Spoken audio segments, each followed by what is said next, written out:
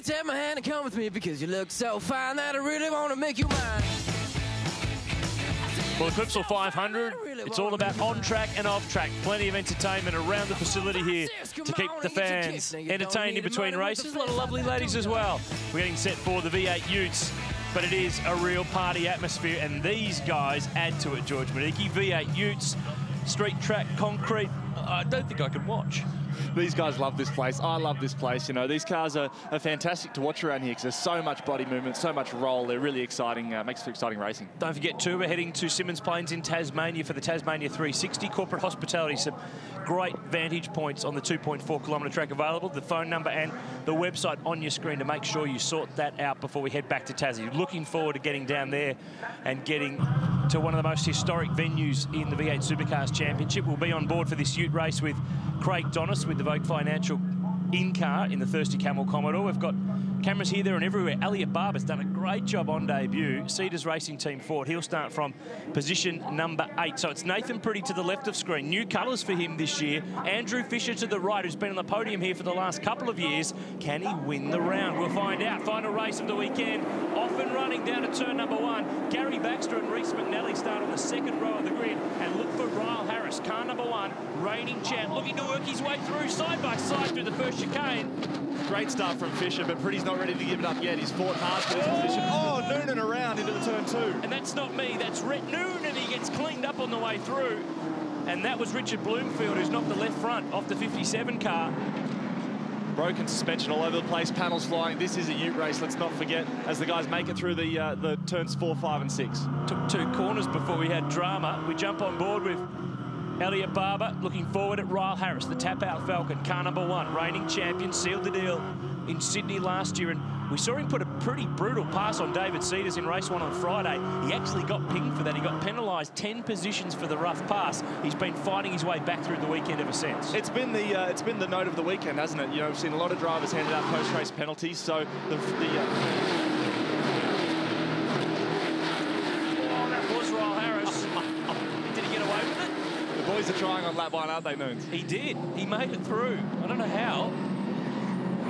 But there's been plenty. They're not taking any rubbish up in race control in the V8 Utes. Paul Stokel is handling the driver's standards observer role this weekend. And there's been plenty of penalties handed out. There've been some yellow flag passes, some passes that were deemed a bit too brutal. So they're really not taking any rubbish from the first round of the year. But it's Nathan Pretty who leads the way. The new look Milwaukee Commodore. Fisher second, Reece McNally third. There he is in the Stratco Commodore. Gary Baxter next to is a South Australian 2-time Ute round winner here on the streets of Adelaide, and it's his final season of Ute racing. He's going to stop at the end of the year, but he's still got pace. He's still running with the front runners. Troy Donis has got more dramas. He had problems in race 1 on Friday. One of our local drivers. He was really looking forward to this race for sure. Have a look at this for a replay.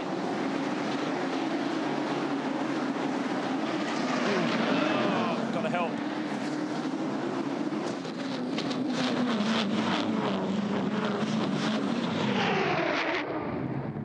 Ducked. You and me both, Noons. You fire 31 Utes into the first chicane on the Rare Spares replay, and not all of them make it through with the grille facing forwards, and that is the spinning Rhett Noonan, and we're watching the time screen. Ryle Harris slipping down the timing screen, so I dare say he might have some damage from earlier on. Troy Donis right front is damaged on his car, but back to the front, it's Nathan Pretty hanging on, leading the way, third in the points last year, and was a contender all season. He's looking strong from the start of the championship. Oh, this is deep. In on the rears as they come into turn 9. Such a huge braking zone, especially in these Utes. Are so heavy, so hard to pull up. Back through the Ordinal edge there in the number 2 car.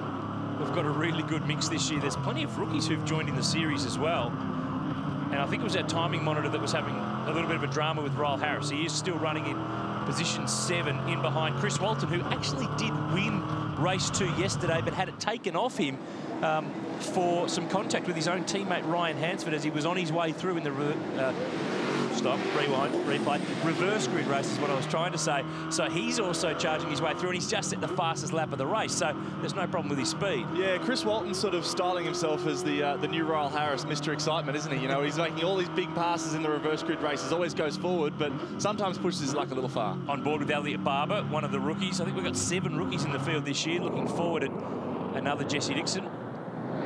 This is Harris. That's pushing it. He left our camera alone, which is good. Just scraped it with the left rear. Hang on. Oh, boy. I did that once here in V8 Utes, tried to do turn 8 flat. Didn't quite work out for me. How many wheels did you have left on it? I still had 4. It was a nice, graceful slide. We've got a frame by frame of it on the wall at home. Nathan Pretty leading the way. Down through turn 8. Fisher, McNally, Hansford is up to 4th. Baxter next, then Chris Walton in that brightly liveried Falcon, but he's got Royal Harris menacing down the inside. Then it's Elliot Barber, Jesse Dixon on debut in the Heyman Reese Tobars Commodore. Now 2 rookies doing a good job there in the top 10. Yeah, and they're taking on guys who've driven these cars for a long, long time. It's very rare that rookies jump in and instantly run at the front. Well, you know, they're both with good cars. They're both with good teams. They've both got good cars, so it's really exciting to see young guys like that given a good chance. Spoken like a young guy. Youngish. Yeah, near enough, near enough. It was 2007, my first time here, mate, in V8 Utes. I remember it was a great fun, good experience. Back in the day, former Ute racer yourself, you've had plenty of fun in this category over the years, and we're seeing more drivers developing through it and moving on to Dunlop Series racing and the like. Well, it's a real alternative.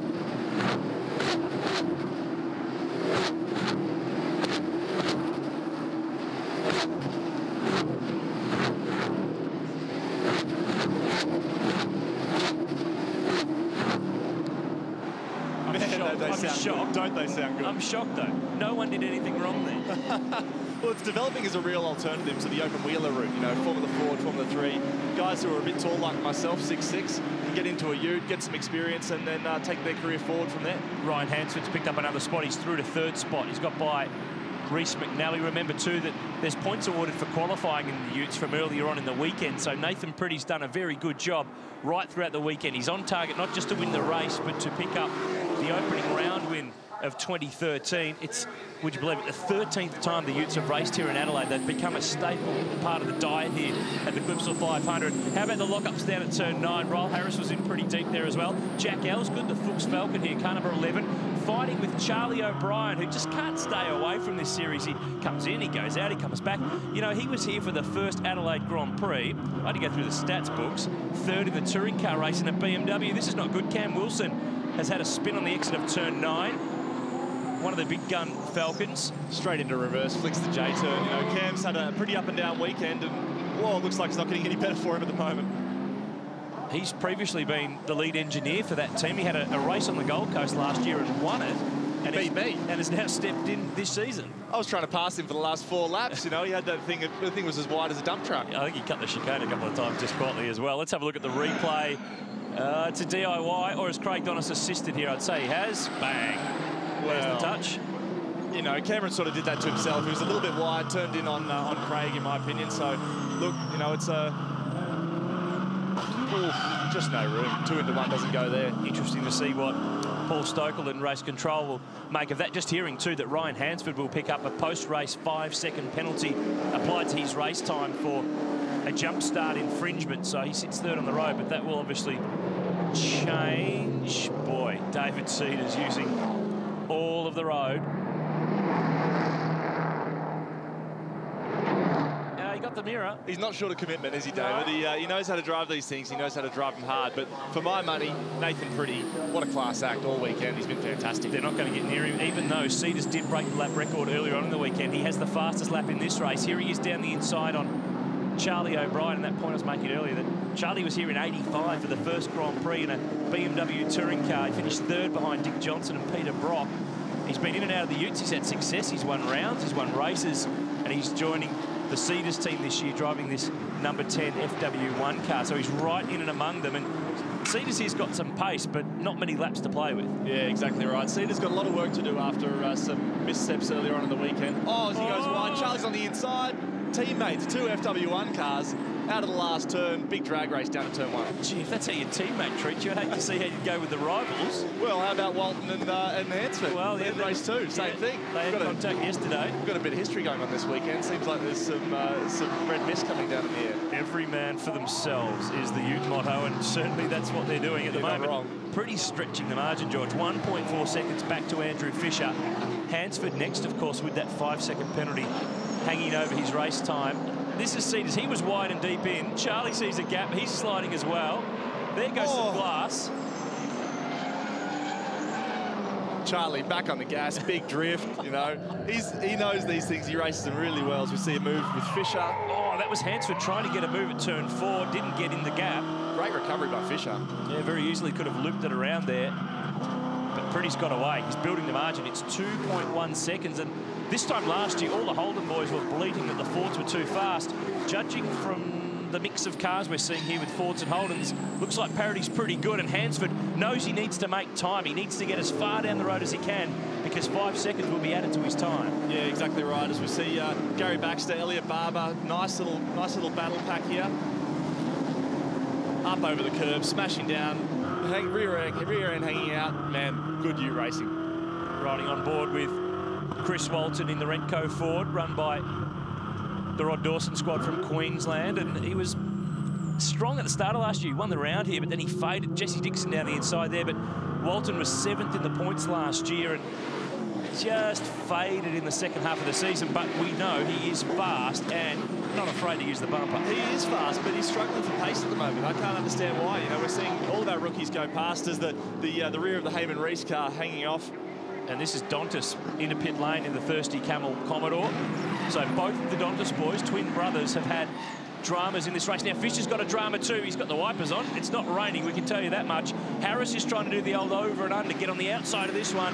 Turns into the inside for here. He'll have it done here. And Reece McNally wants to put his nose in here and grab another spot, but Fisher being shuffled back down, and this will change the podium positions. Not P1. Nathan Pretty's looking pretty rock solid for that, but it's going to shuffle around the minor spots on the podium for the weekend. Yeah, exactly right. And check out the racing line these cars are taking out of turn 7, up and over the curb. You don't see that from the supercars. They're super aggressive, trying to keep that momentum up because Utes are pretty heavy. Peter Burnett's got dramas. Left front is ripped out of the front of that Falcon. Oh, look at this, McNally with the big block on, penultimate lap, and he knows that he can be defensive because Baxter's trying to sneak down the inside. Barber's sniffing in there too. On the points though, George, Hansford 112, Fisher 112, McNally 112, Baxter 112. You see the theme here? It's pretty close. Yeah, we're going to go to a countback at this stage. So to use one of your terms, mate, this is pretty willing. Oh, wild and willing. Of course, Hansford will have 5 seconds added to his race time, so he'll drop down the order, so he probably doesn't become the factor. How is Gary Baxter? Boy, they've saved up the action for the last race. Yeah, that's you racing, mate. You know, these guys never let up. Looks like Elliott's might have missed a gear there as the rookies are back in action again. This might explain Peter Burnett. Yes, it will. He's done what Kim Jane did on Friday and jagged that tyre bundle, and it's just ripped the left front out of that car. Oh, just painful to watch, isn't it? You know, when those tyres grab that big bundle there, as we see another series rookie, Stephen White Dog White, in the background of that shot. That looks expensive either way. Lucky it's not us paying, but here's Ryan Hansford. He's second. There's Nathan Pretty. We haven't seen much of him, but he's down the road and on target to win his second race for the weekend and the round overall. Just the kind of coverage you want, really. Get out of the camera because you're so far in front. You know, Nathan's doing a great job, and like we say, class act. Look at these cars mount the curve on the exit turn 7, maintaining that momentum, running right the way over, just to keep the speed up, because the Ute, 1,800 kilos, 400 horsepower, very, very heavy, hard to accelerate. Looks like that rear bumper on Jesse Dixon's car has been missed. It was flailing before, but he missed a gear and lost a spot. And there is the change. Walton in front of Dixon, and he's actually slowing there by the looks of things, because he's going to lose another one to David Cetus, who slips down the inside on this final lap. Oh, look at this, Jack Elsgood. He's trying to get by Dixon, who's just limping. He's just trying to get to the line. He's got to have some mechanical problems there. Dixon's been actually really strong all weekend and has impressed quite a lot of people, but looking pretty. Class act, class act. Talking about strong, Talking about looking pretty, Nathan Pretty. Last one in Tasmania. One in Tasmania last year. Will bring it to the line to take his second race win of the weekend. He will pick up the round, and the Holden fans here in Adelaide like what they see. Pretty's home first. Hansford is second on the road, but he'll bump down the order with that +5 seconds. So Ryle Harris will take second, and Dixon's just desperate to limp it to the line. He fades outside the top 10. He does make it home in position 15. But on the road, it's Pretty from Hansford, Harrison Fisher, Reece McNally in 5th from Gary Baxter, Elliot Barber, great first weekend in Utes for him, great 7th. rookie effort. Walton 8th, Cedars 9th, and Jack Elsgood rounded out the top 10. Stay with us, not too far away, the Porsche Carrera Cup.